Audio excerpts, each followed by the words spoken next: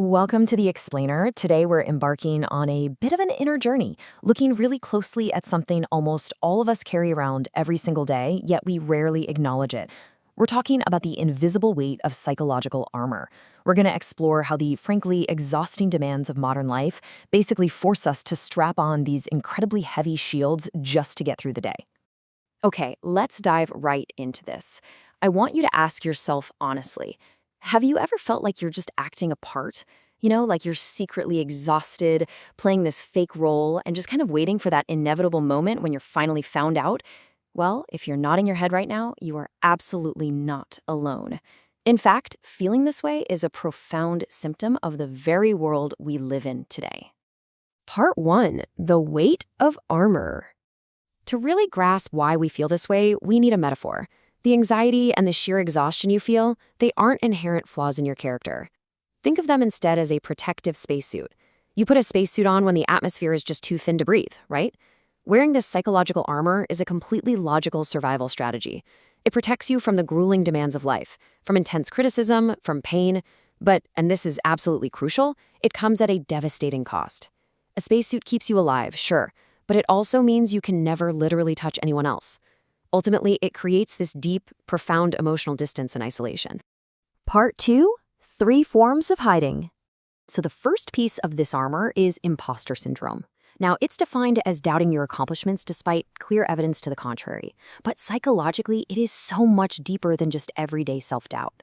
Imposter syndrome builds this heavy facade where the very human act of just being seen actually feels like a terrifying exposure.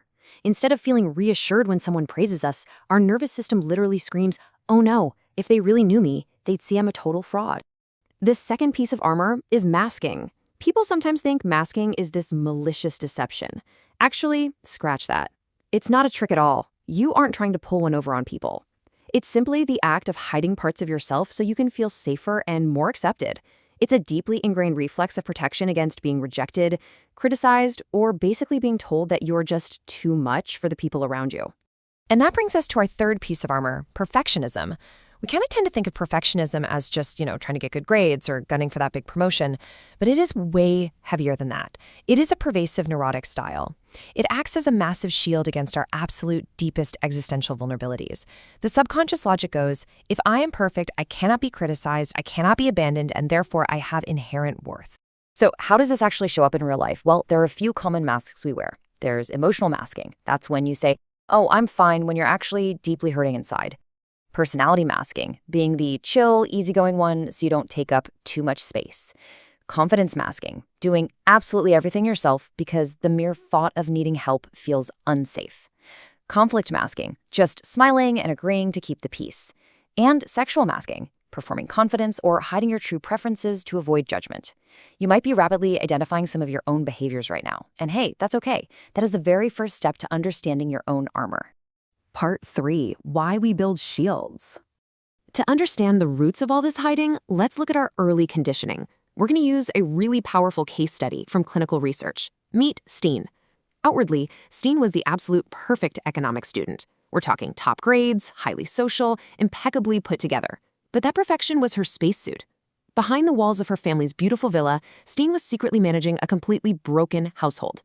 Literally, from the age of 11, she was buying the groceries and cooking for her little brother because her parents were entirely consumed by their demanding careers and, eventually, their messy divorce.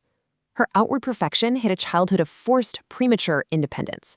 During therapy, Stein had this incredibly heartbreaking realization. She looked at her therapist and said, "I am pushing myself harder than anyone else ever could." And wow, that brilliantly illustrates the tragic irony of our armor, doesn't it? The survival strategies we develop to get through a chaotic or demanding childhood eventually become totally internalized. We become our own strictest taskmasters. We transform our protective shield into this relentless source of self-inflicted exhaustion. Stein admitted that getting those top grades didn't even bring her joy anymore. It just brought a fleeting sense of relief that she hadn't failed. The early roots of this behavior run so profoundly deep. When we're young, our nervous systems map our environment.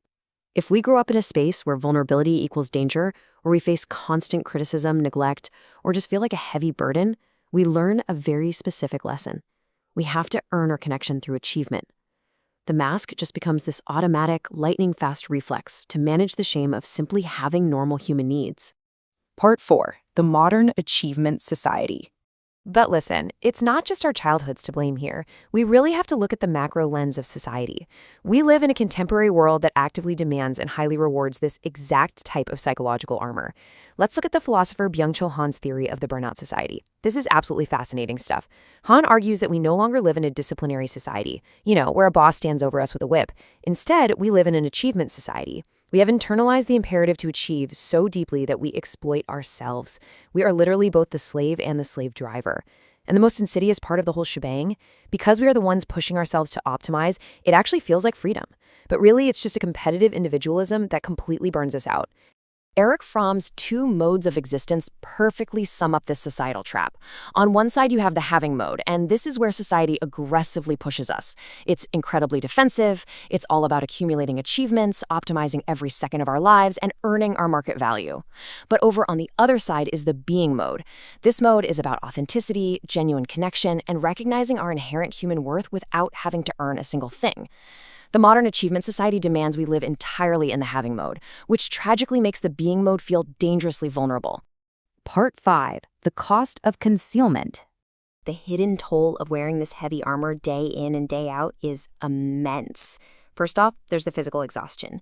Your nervous system is in the state of constant tension, constantly tracking your tone, your expressions, and your impact on everybody else in the room. Then, this quiet resentment starts to build because you're constantly hiding your true needs. And intimacy, it becomes incredibly limited. As psychologists often note, you end up feeling loved, sure, but never truly known. Finally, we experience what sociologist Hartmut Rosa calls frenetic standstill. It's like you're on a treadmill set to sprint. You are running incredibly fast, optimizing everything, but existentially, you are standing completely still. You're going nowhere. Now, let's do a really quick, practical check for you. How do you know if you are setting healthy boundaries or if you're just fearfully masking? Notice the difference in your body. Healthy privacy feels like a choice. Your body is calm, it's grounded. You just naturally feel like, hey, it's not the right time to share. Masking, on the other hand, feels like a threat. There's physical tension, maybe a flutter of panic, and a feeling that you must shrink yourself out of fear of how the other person will react. Seriously, check your bodily sensations. They will always tell you the truth. Part 6. Putting down the shield. So, how on earth do we escape the having mode, this burnout society, and our own exhausting masks? Let's talk about the hopeful journey back to authentic connection. I want to bring us back to Stein for a moment. In therapy, she recalled this memory of her grandmother. They would sit together on the porch in the summer, and her grandmother never once asked about her grades or her achievements. She just pointed out the sunset and said, "Just look at that sky, Stein. Isn't that the most beautiful thing you've ever seen?" Stein realized that in those quiet moments, she felt more real than anywhere else in her life. That memory is a perfect, beautiful example of what true, unmeasured being looks like. No optimization, just existence. What Steen experienced on that porch is exactly what Hartmut Rosa calls resonance. Resonance is basically the ultimate antidote to modern alienation and the perfectionism trap. It's the capacity for meaningful, transformative engagement with the world and with the people around you. It's a two-way street of connection that is completely 100% free from the demands to achieve, optimize, or perform. It's literally putting down the clipboard and actually participating in life. If you want to start finding that resonance for yourself, here are some actionable, therapeutic steps to safely unmask without totally flooding your nervous system. First, start small and specific. Just name a preference for dinner, or admit to your partner you need 10 minutes to decompress. Second, name the fear underneath. Ask yourself, what am I actually afraid will happen if I show this part of me? Third, choose calm timing. Please don't wait until a screaming match to reveal your true feelings. And fourth, focus on repair, not perfection. Listen, you are going to mess up on masking. It will feel clunky and awkward. But a healthy relationship can absolutely hold imperfect honesty. As we wrap up, I want to leave you sitting with one final, very important question. We spend so much of our precious energy surviving, optimizing, and protecting ourselves from being seen. But beneath the perfectionism, beneath the imposter syndrome, beneath the mask, who are you when you finally put the shield down? Thank you so much for joining me on this explainer, and I truly hope you find the courage to let the world meet the real you.